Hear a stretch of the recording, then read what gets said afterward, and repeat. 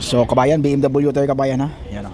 So magandang BMW to kabayan. Yung gagawin natin kabayan, ito, fender. So bagong fender yan, bagong bumper. I-repair natin yung bumper kabayan kasi hindi parehas. May dumating hindi parehas kaya pina-repair na lang. Kasi yung bumper doon may sensor dito. So anong modelo tingnan natin. 2021 230i. Yan, pwede ito kabayan, pwede natin to ibaba. So paano tanggalin yung bumper kabayan? So easy lang kabayan. 8mm po siya kabayan ha. Yan, mga 8mm lang yan sa baba. Tapos sa taas ada flower to kabayan. Yan. Ito, tanggalin natin to. Yan oh. Yan, flower yan, yan. Tapos sa gilid naman, sa gilid na 8mm. Yan. Ang problema dito, mayroon yan dito. Tanggalin muna natin yung baba. Sa pangbaba, 8mm yan siya. Yan. So, gagamit tayo ng machine. Mas mabilis kasi ang machine talaga, mga boss, kaysa mano-mano. Oh, tingnan mo mga boss, oh, ang bilis ng trabaho lang. Kasi ikot lang yun kusa talaga eh. So, importante talagang may machine talaga. Hindi katulad pag mano-mano lang, talagang matagal. So, tapos tinanggal ko yung sa kabila na naman. So, yan. Mayroon din na tayong letter L na automatic din yan siya. So, mabilis pa din. Yung mga panikwat dyan sa gilid, lalo na pag may gulong nakaharang. So, hindi na kailangan. Pero pag hindi kasya kabayan, mayroon naman tayong mga katulad niya kabayan, no? Yung ginamit ko, adjustment din yan eh. Yan, no? Importante talaga, may bolt kasi dyan sa dalawa eh. Yung dugtungan ng fender saka bumper. Dalawang bolt yan. Kaya mahirap. So, utso pa rin siya mga boss. Tapos yan, tanggalin natin yan. Pero kailangan lang, medyo mahirapan ka lang kasi yung skirt niya matibay. Kaya yung ginawa ko, tanggalin ko muna yung may pwede tanggalin doon. Yung magpalit ka ng headlight, doon mo tanggalin. So, tanggalin ko muna yun para maitupi natin yung fender skirt. Tulad tingnan mo oh, mga boss oh. Tingnan mo. 'Di ba? So kailangan ipasok mo. Kailangan iangat din natin yung sasakyan. Yan oh. Sikwat ko 'yon, sinikwat ko. Tapos yan sa loob, dalawang bolt dyan. Dugtungan ng fender saka bumper. So utso yan. Lalo na pag mga malalaking BMW, yung BMW, ano tawag yun eh, yung mga X5, sus, mahirap yan, matibay talaga yan, yung fender skirt.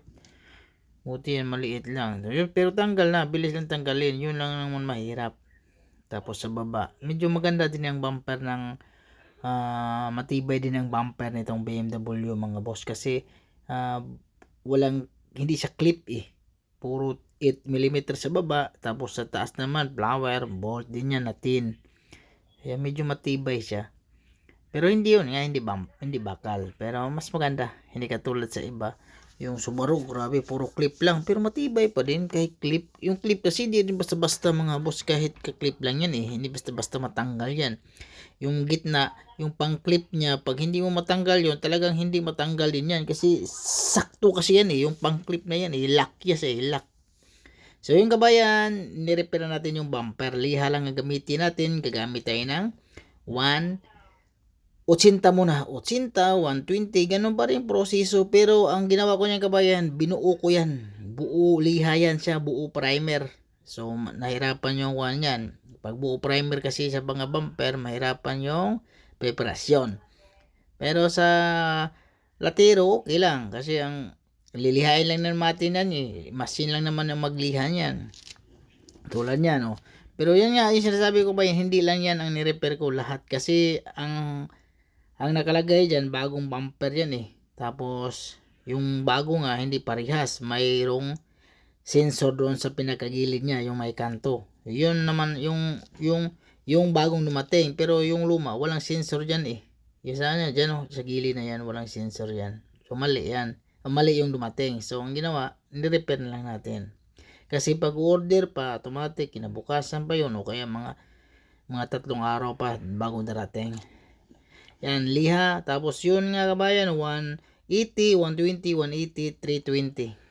Tapos gumamit pala ako ng 400 dyan para mapino talaga siya.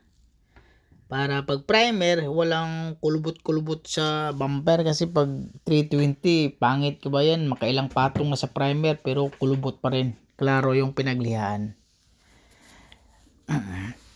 Yan lang pinakita ko kabayan ha, pero lahat yan kabayan niliha ko ng 180. Siguro ako nag-start 180 tapos 320 sa lahat na. Kasi yung may nga dun sa kabila, baba. So tapos na yung BMW natin kabayan na 2021 na 230i. So yung logo pala ilagay natin dito. Yung logo. So ito yung ni-repair natin dito. Yan. Okay yung pagka-repair. So ito pala kabayan bago na to ha.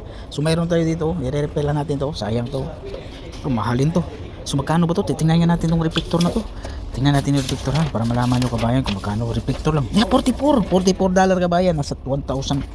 Sabihin natin at 1,080. 1,800. Kulang-kulang 2,000 lang. So, okay na. So, ito na yung logo ilagay natin dito. Saka na.